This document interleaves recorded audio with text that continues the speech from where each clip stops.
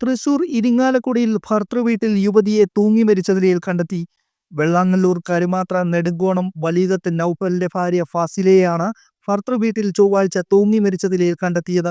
രണ്ടാമത് ഗർഭിണിയായത് ഭർത്താവിനും കുടുംബത്തിനും ഇഷ്ടമാവാത്തതിനെ തുടർന്ന് ഭർത്താവ് വയറ്റിൽ ചവിട്ടിയെന്നും ഭർത്താവിന്റെ മാതാവ് ഉപദ്രവിച്ചിരുന്നുവെന്നും പറഞ്ഞുകൊണ്ടുള്ള ഫസീലയുടെ വാട്സാപ്പ് സന്ദേശവും പുറത്തുവന്നിട്ടുണ്ട്.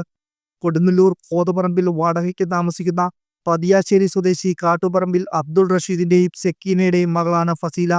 മകളുടെ മരണം ഗാർഹിക പീഡനം മൂലമാണെന്ന ഫസീലയുടെ പിതാവിന്റെ പരാതിയിൽ ഭർത്താവ് കരുമാത്ര സ്വദേശി നൗഫലിനെയും ഭർത്തൃമാതാവ് റംലത്തിനെയും പോലീസ് അറസ്റ്റ് ചെയ്തു. ഗാർഹിക പീഡനം, ആത്മഹത്യാ പ്രേരണ എന്നീ വകുപ്പുകൾ ചുമത്തിയാണ് ഇരുവർക്കുമെതിരെ കേസെടുത്തിരിക്കുന്നത്. ഇരിങ്ങാലക്കുട പോലീസ് ഇരുവരെയും ചോദ്യം ചെയ്തു വരികയാണ്.